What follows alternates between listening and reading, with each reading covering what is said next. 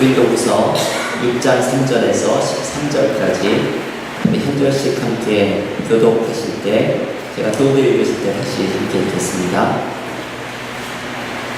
우리가 이 직분이 비방을 받지 않게 하려고 무엇에든지 아무에게도 거리끼지 않게 하고 오직 모든 일에 하나님의 일꾼으로 자천하여 많이 견디는 것과 환난과 불길과 고난과 매맞음과 갇힘과 난동과 수고로움과 자지 못함과 먹지 못함 가운데서도 깨끗함과 지식과 오래 참음과 자비함과 성령의 강화와 거짓이 없는 사랑과 진리의 말씀과 하나님의 능력으로 의의 무기를 좌우에 가지고 영광과 욕됨으로 그러했으며 악한 이름과 아름다운 이름으로 그러했느니라. 우리는 속이는 자 같으나 참되고 무명한 자 같으나 유명한 자요 죽은 자 같으나 보라 우리가 살아있고 징계를 받는 자 같으나 죽임을 당하지 아니하고 근심하는 자 같으나 항상 기뻐하고 가난한 자 같으나 많은 사람을 부유하게 하고 아무것도 없는 자 같으나 모든 것을 가진 자로다. 고린도인들이여 너희를 향하여 우리의 입이 열리고 우리의 마음이 넓어졌으니 너희가 우리 안에서 좁아진 것이 아니라 오직 너희 심정에서 좁아진 것이니라. 함께 읽겠습니다. 내가 자녀에게 말하는 간언이 보답하는 것으로 너희도 마음을 넓히라. 하나님의 말씀입니다. 오늘 고린도후서 묵상 12번째 시간입니다. 고린도후서의 말씀을 묵상하면서 저는 개인적으로 은혜를 많이 받고 있습니다. 교회 여러분들도 은혜를 많이 받고 계시죠? 네, 은혜를 받으시기를 강요하는 질문을 제가 드렸습니다. 고린도후서는 제가 첫 시간에 소개해드린 것처럼 이 고린도 전서의 말씀만큼 장별로 주제가 잘 정리가 되어 있지는 않은 책입니다. 이 주제가 여기저기 흩어져 있는 책이죠. 하지만 바울의 여러 편지들 중에서 가장 사랑받는 편지 중에 하나가 이 고린도 후서로 꼽히게 되는데 그 이유는 고린도 후서에는 우리에게 힘이 되고 또 도전이 되는 은혜로운 말씀들이 많이 있기 때문입니다. 오늘 우리가 공독하는 본문 말씀에도 은혜가 넘치는 말씀들이 참 많이 등장합니다. 오늘의 본문을 마지막에 등장하는 고린도후서 6장 13절의 말씀부터 묵상을 해나갈까 하는데요. 이 말씀을 보면 마지막에 6장 13절의 마지막에 이런 표현이 있죠. 너희도 마음을 넓히라. 오늘 설교의 제목입니다. 바울은 고린도 교인들을 향해서 나는 당신들을 넓은 마음으로 대하였는데 고린도 교회 교인들도 바울처럼 마음을 넓혀서 자신과 동역자들을 대해달라고 말을 합니다. 바울이 이런 말을 하는 이유는 아마도 바울이 고린도 교회 교인들에게 어떤 비판을 받은 일이 있었기 때문인 것으로 보입니다. 오늘 본문에 고린도후서 6장 3절 말씀에 보면 비방이라는 표현이 등장을 하는데 바울은 고린도 교회 교인들에게 무슨 이유에서인지 비방과 비판을 받았습니다. 여러분, 누군가가 나를 비판을 할 때 우리는 어떻게 대응을 합니까? 우리는 비난을 받으면 나를 변명하는 데 주력을 하거나 혹은 같이 나를 세워서 논쟁과 말싸움을 하기도 합니다. 그런데 바울이 택한 방법은 오늘 본문 11절에서 말하는 것처럼 내가 당신들에게 마음을 넓게 대하니 당신들도 마음을 넓히라고 말을 하고 있습니다. 우리는 지난 주일부터 마음에 대한 이야기를 좀 많이 나누고 있죠. 지난 주일 예배 설교에서는 오바댜의 말씀을 묵상하면서 이웃과의 마음의 거리를 줄이라는 말씀을 묵상했고 오늘은 고린도후서의 말씀을 묵상하면서 이웃을 향한 우리의 마음을 넓혀라 라는 말씀을 묵상을 하고 있습니다. 마음을 넓히고 상대방을 대할 때에 작은 일에 연연하지 않고 자존심 싸움에 쓸데없이 힘을 낭비하지 않고 마치 거대한 산처럼 혹은 유유히 흐르는 강처럼 모든 사람을 대할 수가 있게 됩니다. 여러분, 산 같은 사람이 되셔야 합니다. 바울은 고린도 교회 교인들에게 산 같은 사람이 되라, 마음을 넓히라고 조언하면서 자신이 어떻게 넓은 마음으로 고린도 교회 교인들을 대할 수가 있었는지를 가르쳐 줍니다. 세 가지의 모습이 바울이 넓은 마음의 사역자가 될 수 있었던 방법입니다. 첫째는 사명이죠. 사명감이 있는 사람은 상대방을 마음을 넓혀서 바라볼 수 있게 됩니다. 오늘 본문의 4절은 이렇게 말씀을 합니다. 이 말씀 한번 같이 읽어볼 텐데요. 고린도후서 6장 4절 말씀 함께 읽겠습니다. 오직 모든 일에 하나님의 일꾼으로 자천하여 많이 견디는 것과 환난과 궁핍과 고난과. 바울은 이제 자신이 전도 여행 중에 경험했던 것들을 자꾸 이야기를 하죠. 수많은 어려움을 겪었는지 그 어려움의 목록을 소개합니다.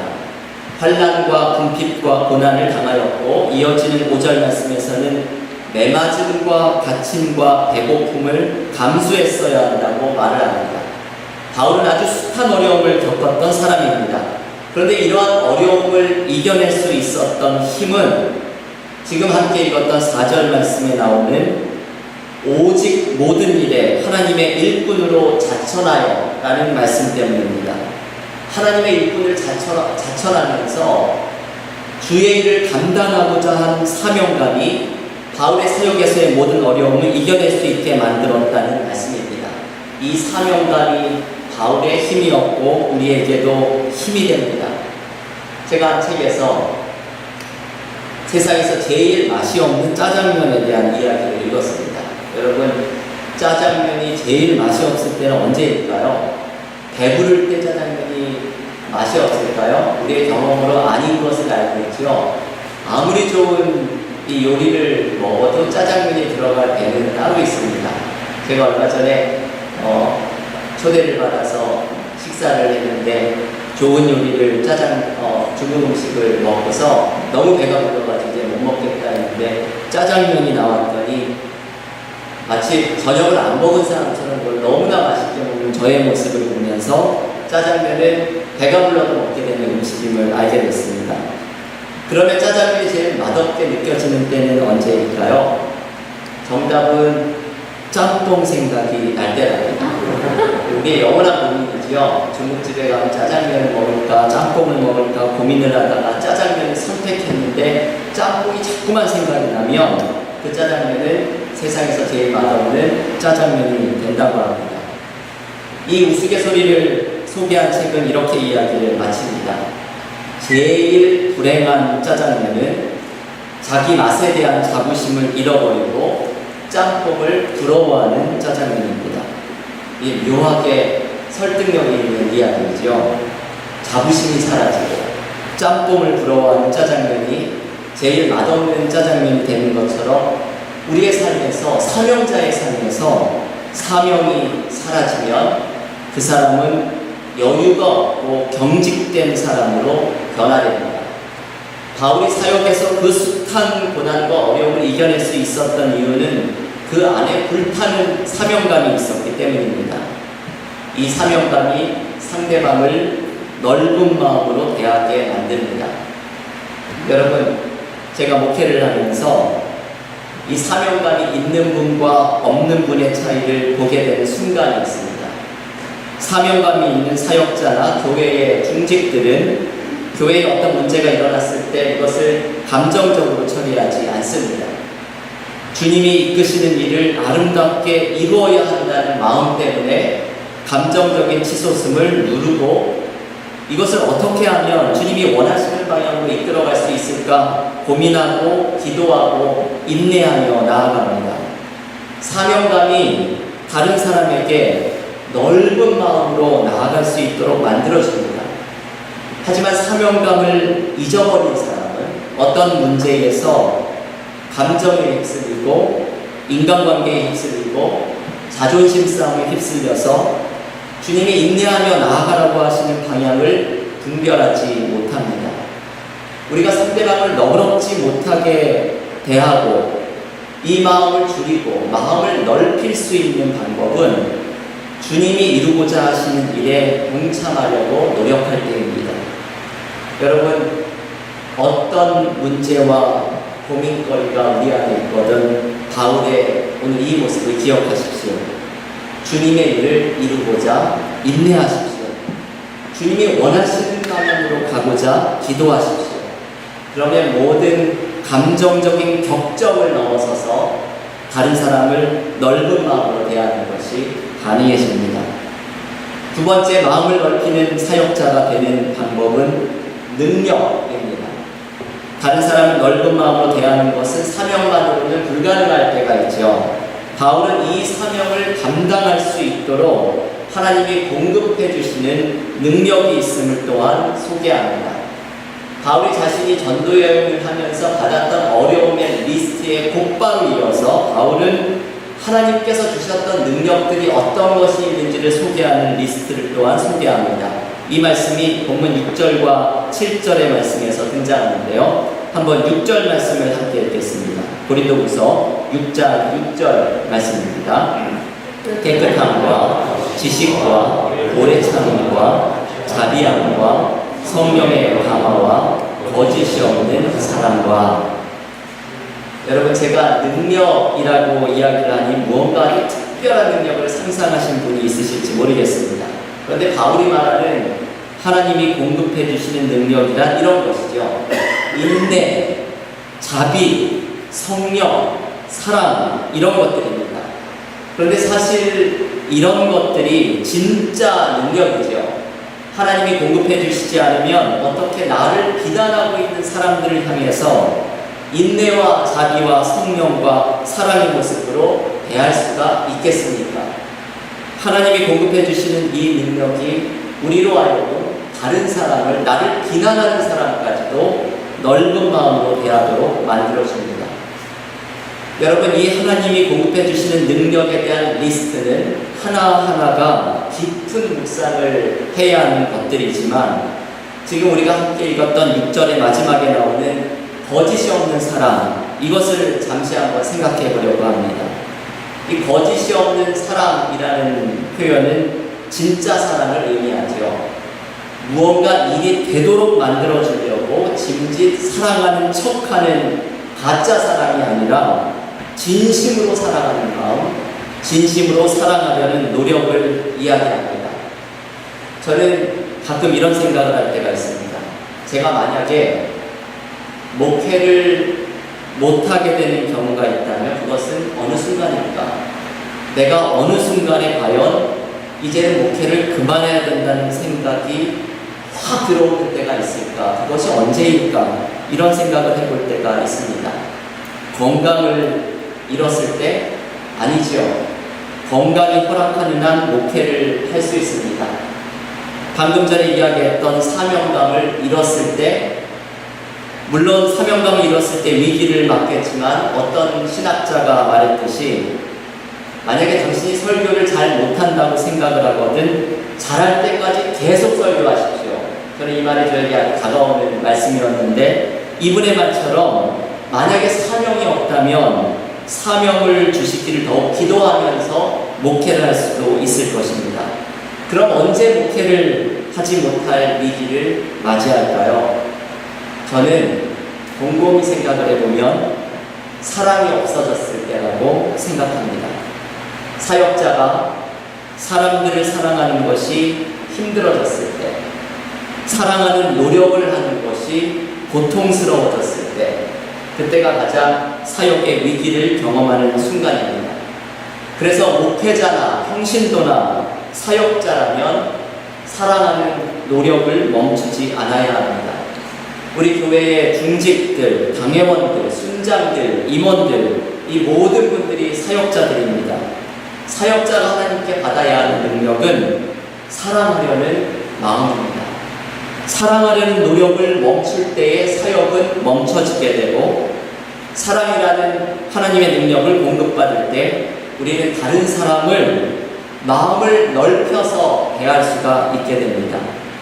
교회 여러분, 사랑을 소유한 사람이 되십시오.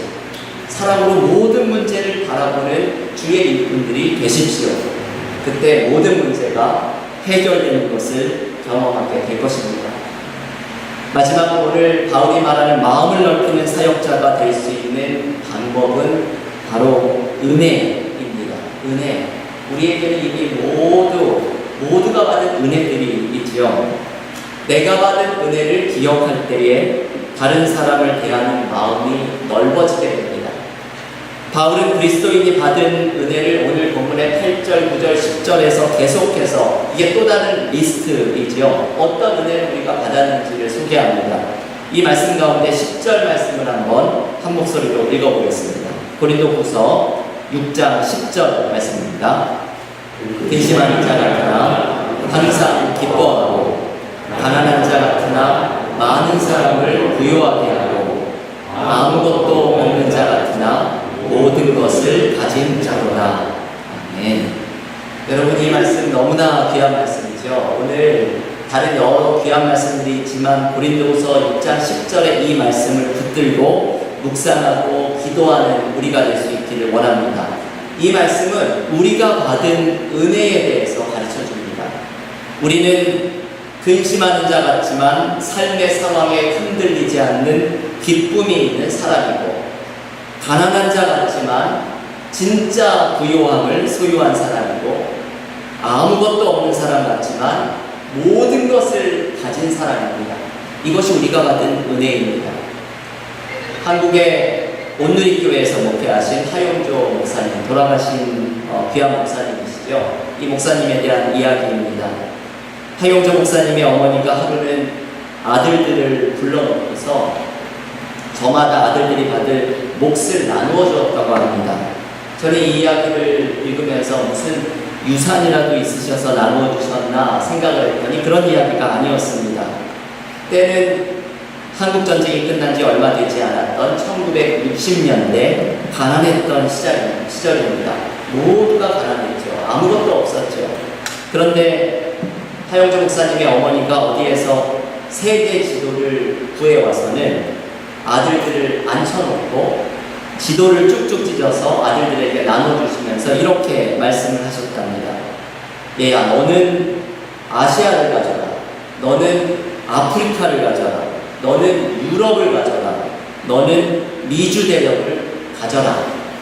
이게 어머니가 아들들에게 나눠주신 지도를 찢어주시면서 하신 말씀이랍니다. 이분의 스케일이 대단하죠. 이 정도는 자녀들에게 나누어 주어야죠. 아들들에게 전 세계를 나누어 준 것입니다. 하용조 목사님의 어머니가 믿음이 있으신 분인지 아닌지 그 이야기 속에는 소개가 되고 있지는 않지만 저는 이분이 너무나 깊은 믿음을 가진 분이라는 생각이 듭니다.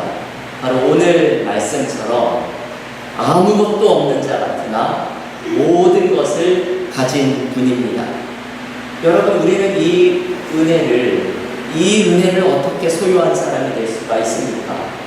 근심하는 자 같으나 항상 기뻐하고, 가난한 자 같으나 부유하고, 아무것도 없는 자 같으나 모든 것을 소유한 이 엄청난 은혜를 우리는 어떻게 소유할 수가 있습니까? 그 방법은 우리가 고린도후서에서 이미 묵상한 말씀에 담겨 있습니다. 고린도후서 4장 7절의 말씀이지요. 질그릇 같은 내 안에 예수라는 고백을 가졌기 때문입니다. 질그릇과 같은 내 삶은 항상 근심하고 가난하지만 내 안에 있는 예수 때문에 우리는 기뻐하고 부요한 자가 될 수 있는 것입니다. 진짜를 소유하니 두려움과 근심이 우리의 삶에서 모두 사라지게 됩니다. 어떤 목사님께서 미국 여행을 하시게 되었다가 아시는 한 교우댁에 머물게 되었다고 합니다. 그 목사님이 오시는 동안에 그 교우의 부부와 함께 파티에 참석을 하게 되었습니다. 부인 되시는 교우께서 파티에 참석하려고 아주 멋진 드레스를 빼입고 나오셨는데 그 부인의 목에 아름다운 목걸이가 걸려있는 것을 보게 되었습니다. 근데 자세히 보니 그게 가짜 목걸이였죠. 그래서 이 목사님이 농담을 이렇게 건넸습니다. 집사님, 그 목걸이 꼭 진짜 같아 보이네요. 목사님이 이 말을 하는 순간 아차 싶었죠. 아무리 가까운 사이라고 하더라도 여성분에게 그 목걸이를 가짜를 했다고 콕 집어서 이야기하는 것이 신뢰가 될 것 같다는 생각이 순간 들었기 때문입니다. 그런데 이 부인 집사님이 이 말을 듣고 기분이 나빠하기는커녕 활짝 웃으면서 이렇게 말을 했다고 합니다. 목사님, 이 목걸이가 가짜인 거 어떻게 아셨어요? 저는 남편이 해준 진짜 보석은 집에 두고 외출할 때는 항상 모조품을 착용한답니다. 이 여집사님의 말을 듣고서 이 목사님이 큰 깨달음을 얻었습니다. 이런 깨달음이었죠. 진짜를 지닌 사람은 상처받지 않는다. 이 깨달음을 얻었습니다. 진짜를 소유하고 있으니 이 정도 말에 흔들리지 않는 것이죠. 여러분, 이 말이 우리에게 다가오는 말씀입니다. 진짜를 지닌 사람은 상처를 받지 않습니다. 진짜를 지닌 사람은 상처를 주는 말에도 너그러운 마음으로 대할 수 있습니다. 우리는 이 진짜를 소유한 사람들입니다. 질그릇과 같은 내 안에 예수라는 고백을 소유한 사람입니다. 예수를 가졌기에 근심하는 자 같으나 항상 기뻐하고, 가난한 자 같으나 부요하고, 아무것도 없는 자 같으나 모든 것을 가진 자가 되는 것입니다. 이 은혜를 소유한 사람이 나라는 것을 깨달으면 다른 사람에게 마음을 넓힐 수가 있게 됩니다. 맨발의 전도자라는 별명을 가졌던 한국의 최춘선 목사님, 이분은 전도를 하시는 삶을 살아갔던 분인데 예수를 만난 다음에 느낀 것을 이렇게 말을 합니다.